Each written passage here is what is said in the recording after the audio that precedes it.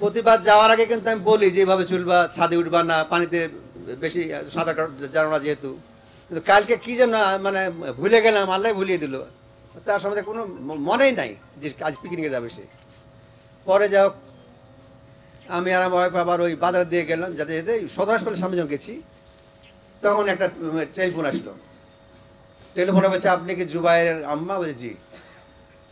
তো জুবাইর তো ওই অ্যাক্সিডেন্ট করেছে। তো আপনি তো বলছে, তুমি কে বলছো বাবা? তো বলছে, না আমি টিচার। বলছে, কীরকম অ্যাক্সিডেন্ট করেছে? তো আর বললো না, কেটে দিল। সৎ চরিত্র ছিল, আমার যত জানি, কোনো দিকে কোনো খেয়াল থাকতো না, নামাজি ছিল। এই আপনারা যাক, অনেক কথা হলো। আপনাদের এই মুরারিপুরে কম আসছে, তবে ওই ফিল্ডে যে খেলাধুলা করতো যেহেতু, তো কারো শরীরে কোনো যে ঝামেলা ঝুঁকি হয়ে থাকে, কারো তার আচরণে ঝামেলা হবে না, আচরণে যদি কেউ ক্ষুব্ধ হয়ে থাকেন বা খারাপ মনে হয়, তাহলে পরে আপনারা তাকে করে দিন, ক্ষমা করে দিন।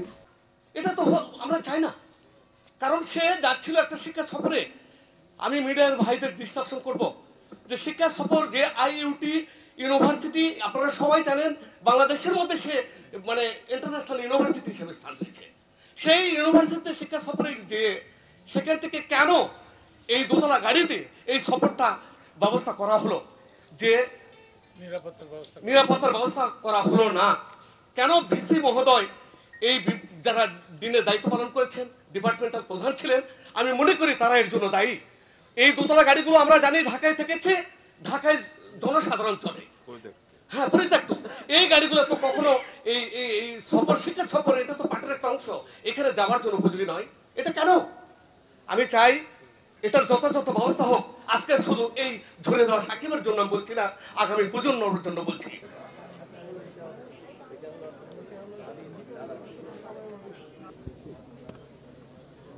জুয়েল,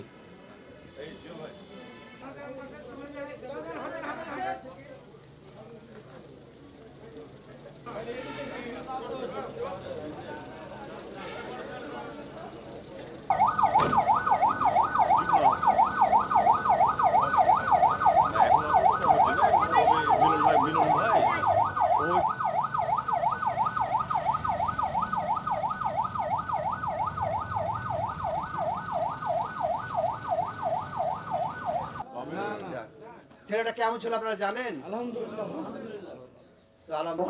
ওই ছোট বাচ্চার যদি কোনো ভুল হয় আপনারা ক্ষমা করে দিবেন। আল্লাহ যেন তাকে আমাদের চাচা উনি একবার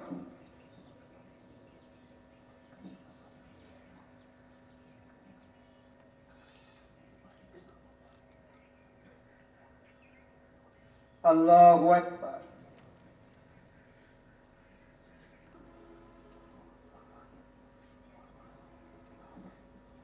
আসসালামু আলাইকুম ওয়া রাহমাতুল্লাহ।